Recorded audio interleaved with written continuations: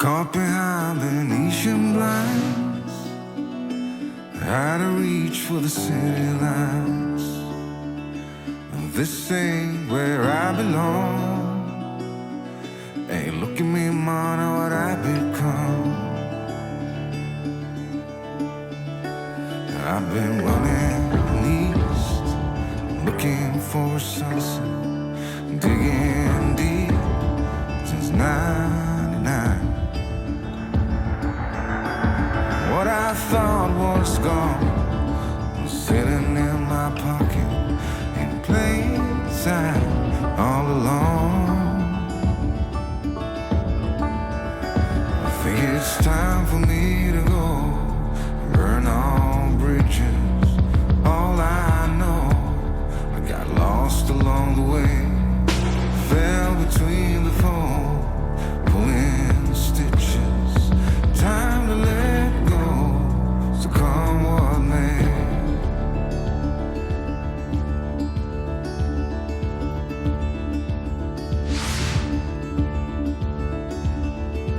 Don't look before you leave. What you give, you get to keep. So long, farewell, bye-bye. Let's have a toast for those lost old lives. And my crooked little heart that seems so rebellious is falling apart right now. I'm bleeding an easy kill, gonna leave it all behind. I think it's time for me to go, burn all bridges. All I know, I got lost along the way, fell between the fold, pulling stitches. Time to let go, so come what may.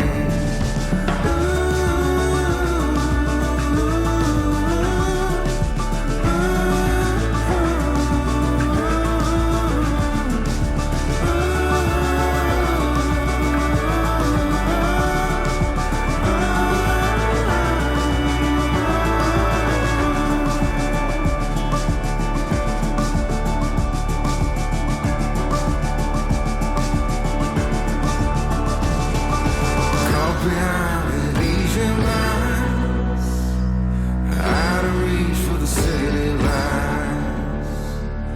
This ain't where I belong. Look at me, mama, what I've become.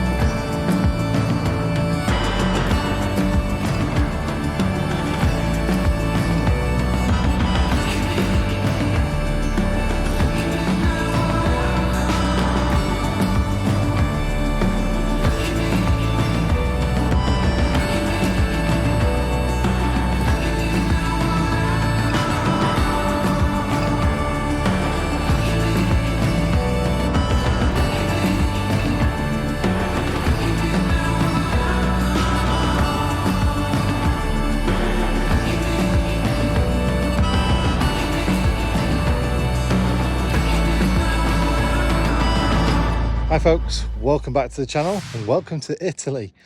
That up there is the Stelvio Pass, and I've just driven up from the Swiss side, which probably isn't the most interesting side.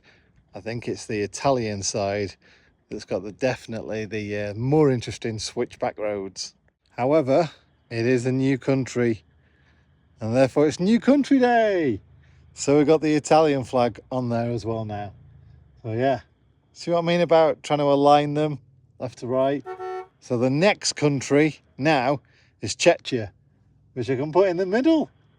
and then we can have Andorra and somewhere else that we've not been to yet, Monaco or something like that. There you go, there's a challenge. Right, the weather's a bit mixed right now. It's been raining, so I'm going to go back in the van and plan our next stop, possibly get a bit of tea as well, but hopefully in the morning I'm going to ride my bike up the Stelvio Pass. That's if I don't get moved on tonight, because I'm not sure you're allowed to camp here. We'll see how it goes anyway.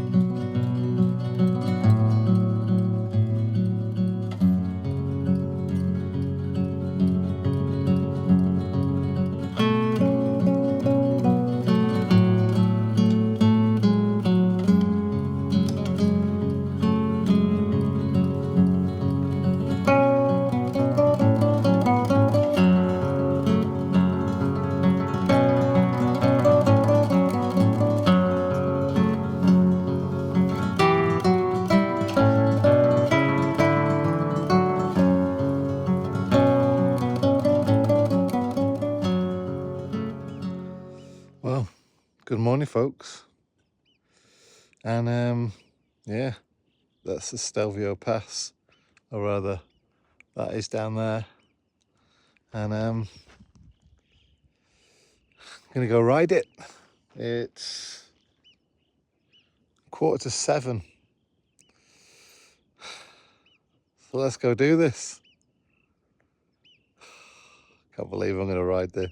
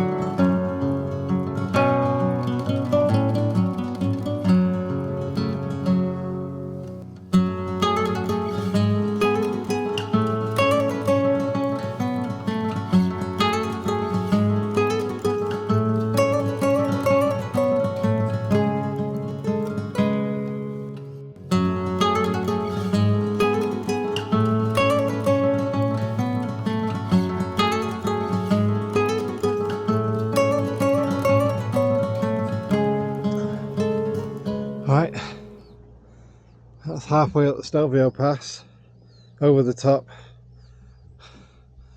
just over the other side, and this is the side that I came up on, over on the Swiss side, that way, not down that way. I would say wasn't the prettiest or the easiest way I came up. I may have upset a few Italians in my motorhome on the way up. Whatever. Right, let's go back to the van, see Koopy.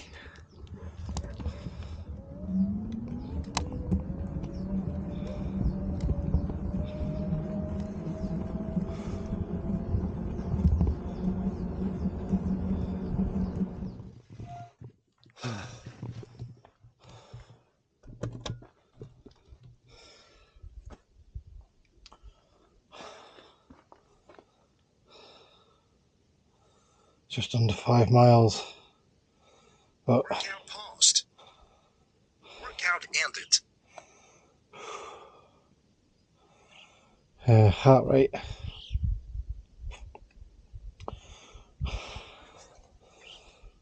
So maximum altitude 8,845 feet, and my ascent was 1,000.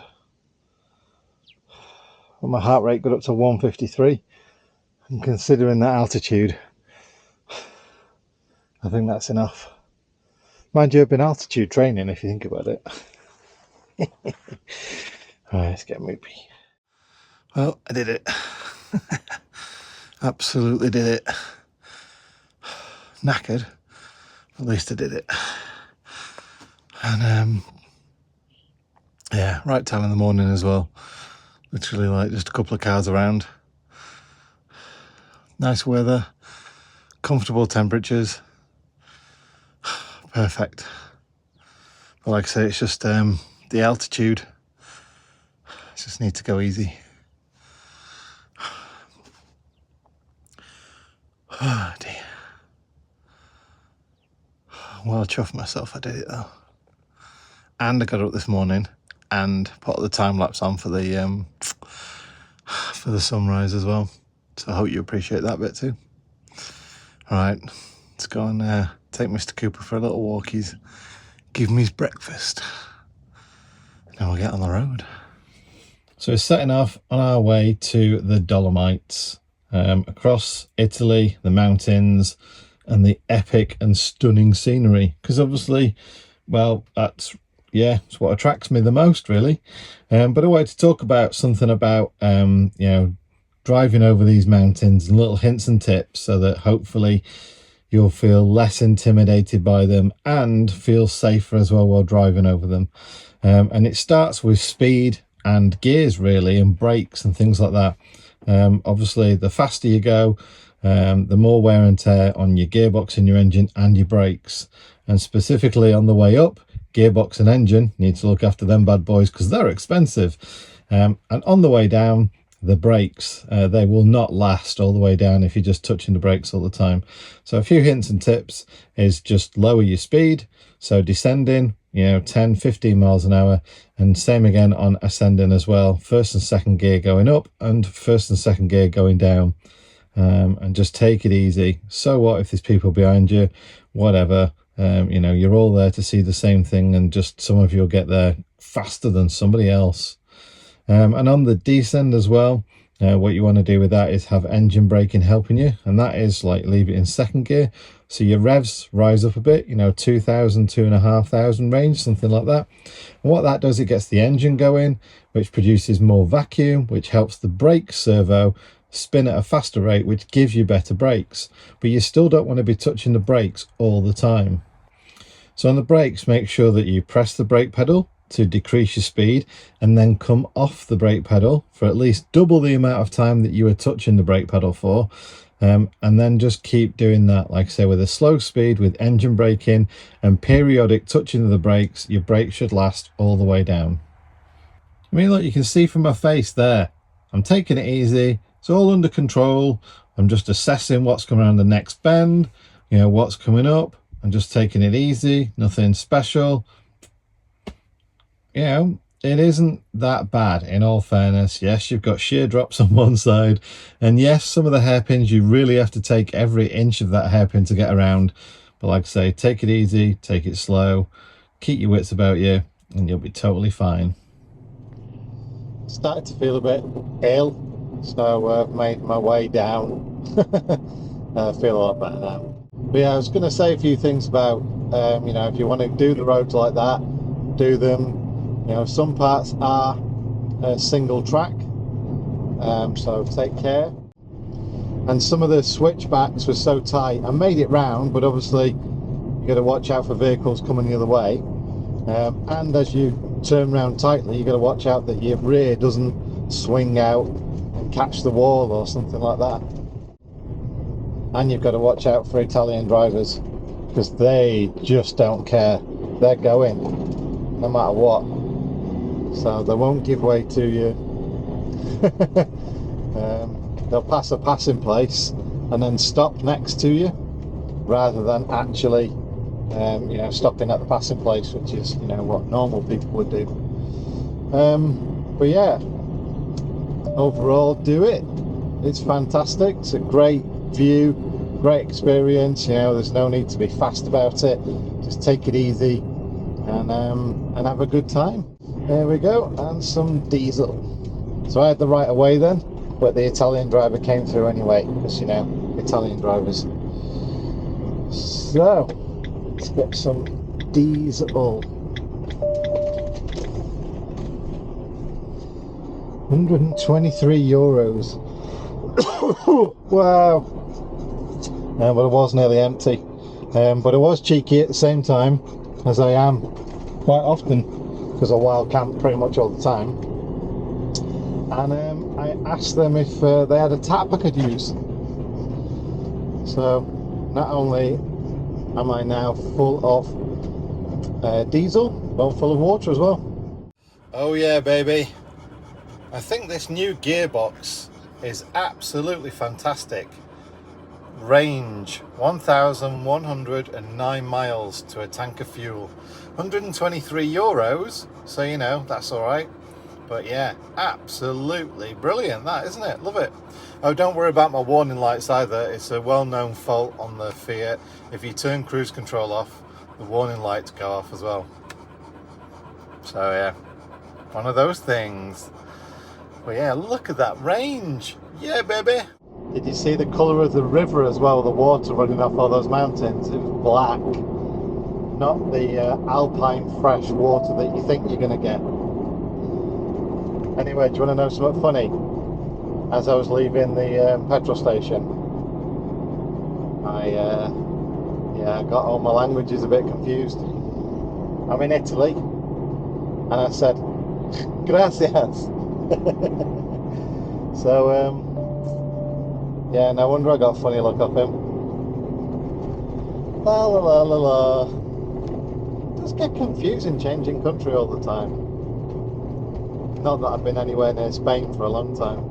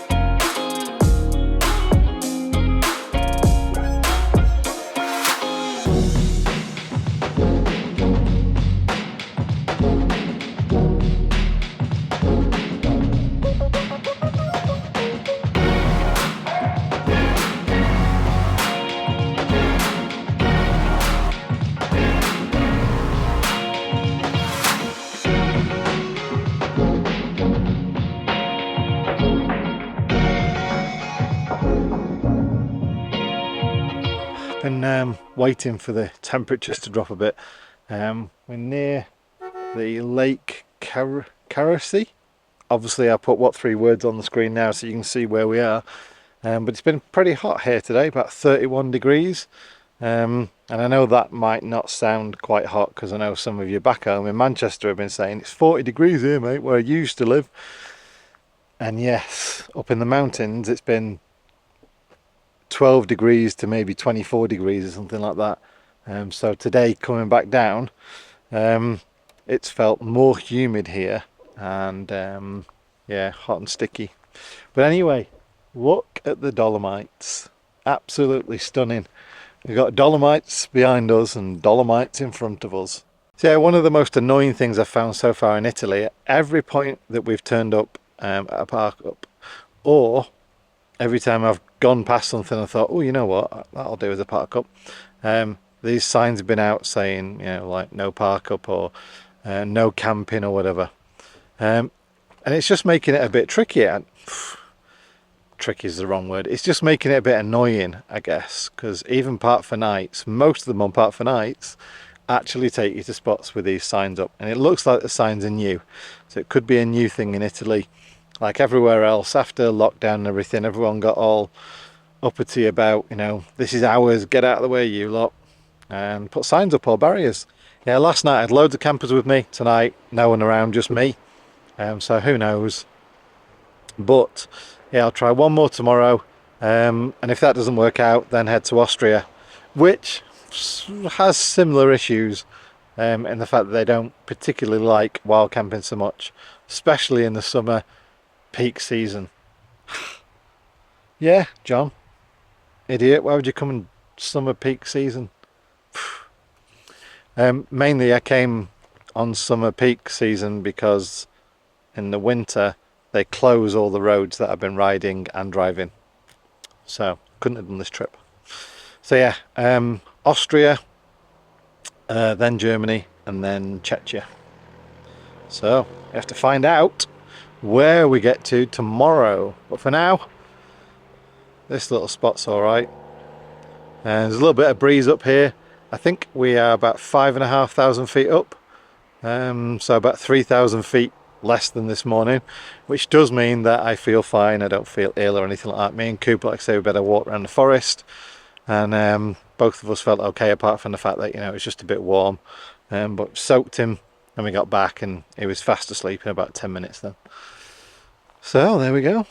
And right now I'm just going to finish off editing the Tour de France video, and then I'm going to catch up on the actual Tour de France, because for a couple of days now I've been so busy doing the other things I've not caught up on what's been going on. So I'm going to do that, and I shall catch you tomorrow. Night, folks. Enjoy the view.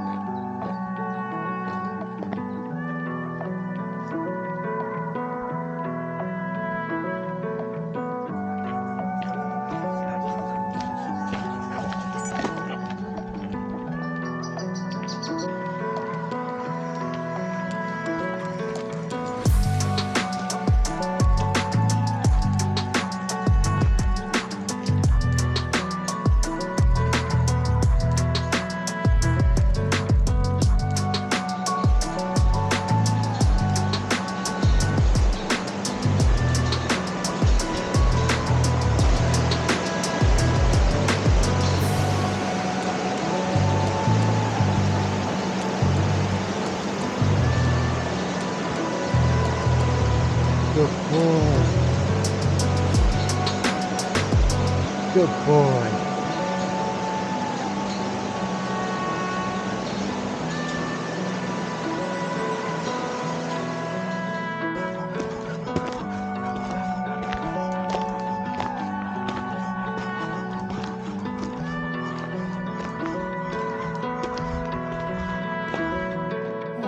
Morning, guys. Oh, that was a nice little morning walkies, me and Coop, down over that bridge and everything. It's supposed to take you from here through the visitor centre for the lake that seems to be almost empty. The annoying thing is, most of Italy so far has signs everywhere saying no motorhomes. A nice friendly local reminded me how disappointed he was that I'd chosen to park here by driving past at about 5 to 3 a.m, 5 to 3 this morning, and beeping his horn several times. Don't you love passive aggressive people? I'd have preferred him to knock on and try and tell me why he's annoyed at me. But there you go. So yeah, I think I'm going to dip out of Italy, in all fairness. If they are not that accepting of people travelling around, spending the money, then I'll do what I do in England and sod 'em and move on elsewhere. There's a few other little issues as well, like as soon as you get off the beaten track, in most of these really beautiful scenic places, there's human waste everywhere, tissue paper and toilet rolls and stuff like that. There's trash, even though, well, I say that, they don't actually put that many bins out, in all fairness. Switzerland was epic for that. I've not seen that many rubbish bins or anything like that in Italy. So yeah, there's rubbish, trash, whatever, everywhere as well. So obviously I've stayed around the top regions, the mountainous regions, but I mean, there's also Tuscany, Venice, Pisa and all that kind of stuff, Florence, the lakes and everything like that in Italy. So maybe on a future trip then come down and explore those and see what they're like as well. It's a bit eerie last night being parked here on my own. Can't remember the last time I was in a parkup on my own. Like, absolutely on my own. Apart from, the friendly guy at 3 this morning. Right, well that's a Italian job over and done with. Yeah, I've absolutely loved my time. Fair enough there have been mixed stuff in there, but love my time in Italy, love where I've been to. But yeah, it's time to say goodbye to Italy. Where am I going next? You'll find out in the next video. Right, take care guys. I'll catch you on the next one. Bye.